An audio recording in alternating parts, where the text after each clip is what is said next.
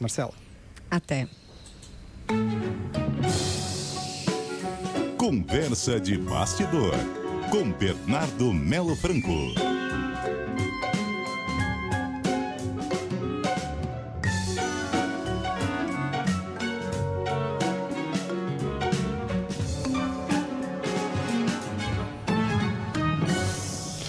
E aí, Bernardo, como está? Tudo bem, Sardenberg? Boa tarde a você, a Marcela, aos ouvintes da CBN. Boa tarde, Bernardo. Bom, nosso assunto é a formação das comissões da Câmara, Bernardo. Pois é, Sardenberg. Ontem foi o dia de escolha dos presidentes da maior parte das comissões e foi um arrastão de bolsonaristas assumindo postos muito importantes na casa. O caso mais importante é da principal comissão da Câmara, que é a Comissão de Constituição e Justiça, que foi entregue à deputada Caroline de Toni.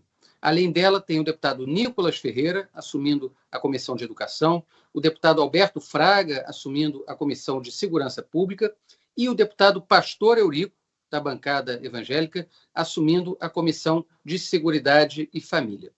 Por que isso é importante? O ouvinte deve estar se perguntando o que faz exatamente uma comissão. Olha, a comissão é onde os projetos de lei tomam forma, onde que existe, de fato, um debate de mérito sobre aquilo que depois vai ser votado pelo plenário da Câmara. Então, é muito importante o que se passa ali, é o lugar onde tem os debates temáticos, é o lugar onde são convocados os ministros de Estado e outras autoridades para prestar esclarecimento. Então, são locais de extrema importância para o processo legislativo. E o que a gente viu ontem? A gente viu o chamado bolsonarismo raiz, deputados de extrema-direita, ocupando espaços que vão ser espaços vitais ao longo desse ano de 2024, especialmente a Comissão de Constituição e Justiça. Quero falar dela porque ela é a comissão pela qual passam todos os projetos antes de ir ao plenário.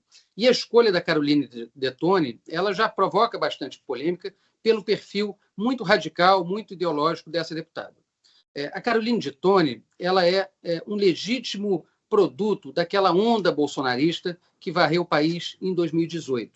Para o ouvinte ter uma ideia, Sardenberg, a Caroline de Toni, ela foi candidata em 2016, pela primeira vez na vida, a vereadora de Chapecó. Não conseguiu se eleger, teve apenas 1.500 votos.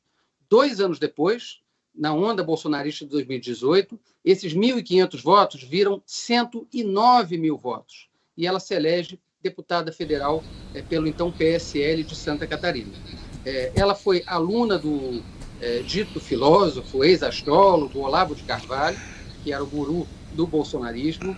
Ela costuma postar fotos segurando fuzil, armas pesadas, em estandes de tiro. E ela apresentou uma série de projetos de lei cujo único objetivo é radicalizar o debate na sociedade. Por exemplo, ela propôs que a ocupação de terras pelo MST, por outros movimentos sociais, seja tipificada como terrorismo. Ela também propôs a retirada do Paulo Freire do posto de patrono da educação brasileira.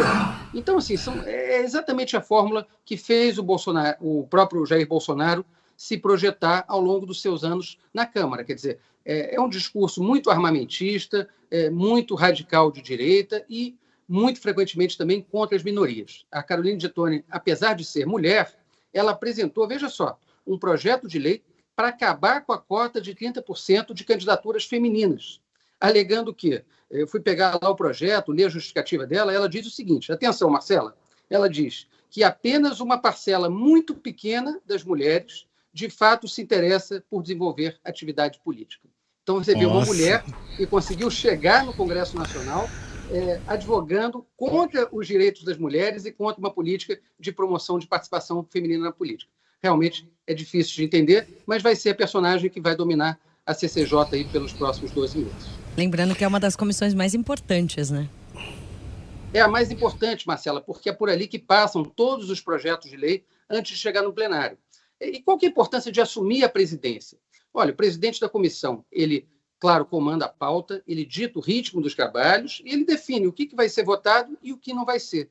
Então, para o governo, isso também é preocupante, porque muitos projetos que interessam ao Poder Executivo vão depender desses personagens e certamente não vão contar com muita boa vontade para avançar. Eu queria falar rapidinho do outro personagem, que é o Nicolas Ferreira, foi o deputado mais votado do Brasil em 2022, é do PL de Minas Gerais, e ele assume a Comissão de Educação, que também é uma comissão vital na Câmara dos Deputados. E ontem tinha até à noite alguns deputados ali tentando dissuadir o PL de indicá-lo com um argumento simples. O Nicolas Ferreira nunca foi visto, nem assistido, nem ouvido falando de educação. Não é um deputado com atuação na área. Agora, é um deputado muito ativo nas redes sociais, que também usa essa fórmula da lacração, do confronto, do embate. Então, a tendência é que a gente veja, a partir de agora, essas comissões, ou a presidência dessas comissões, servindo também como uma espécie de palanque para esse bolsonarismo radical, para deputados que usam seu mandato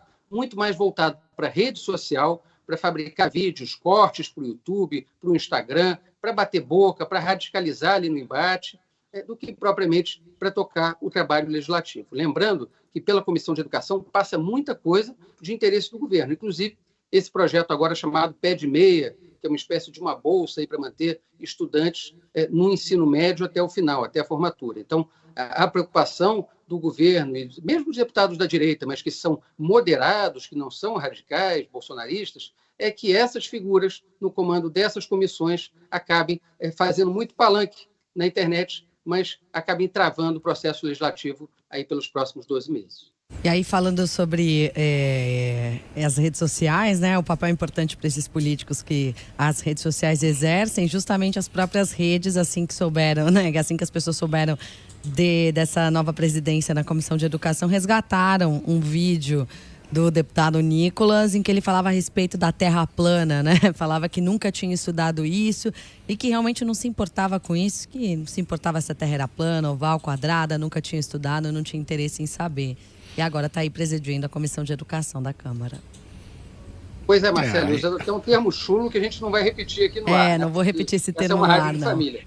Agora, tem um outro vídeo também em que o Nicolas Ferreira, ele diz que ele defende a existência de partidos nazistas e defende também que se possa negar a existência do Holocausto. Isso a pretexto de defender a liberdade de expressão. Então, são deputados que jogam muito com essa carta da radicalização, do extremismo. E um detalhe, a Caroline de Tone, que assume a CCJ, e isso é importante, ela já defendeu o impeachment do ministro Alexandre de Moraes, ela sustenta a tese de que o Supremo Tribunal Federal estaria aí levando a cabo uma ditadura judicial no país, e ela, enfim, durante a pandemia, participou daqueles protestos ali contra as medidas de distanciamento, de isolamento, vacina, enfim, são personagens já notórios, já conhecidos pelo radicalismo, que vão assumir postos importantes. E no caso dela, na CCJ, a gente pode prever que, com certeza, vai ser uma nova frente de atrito a ser aberta entre o Congresso Nacional e o Supremo Tribunal Federal.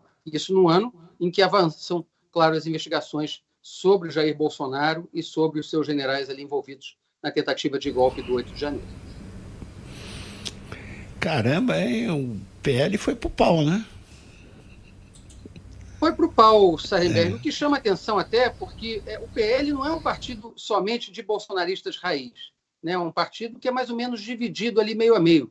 Tem a turma do Valdemar, que é uma turma de direita, fisiológica, mas que é pragmática, que senta para negociar, para debater, enfim, que tem uma convivência razoavelmente democrática com outras forças políticas dentro do Congresso. Agora, tem uma turma que é bolsonarista radical, que é o caso da Caroline, é o caso do Nicolas, é o caso do pastor Eurico, e foram esses personagens mais ideológicos, mais extremistas, que foram escolhidos para esses postos de destaque na Câmara.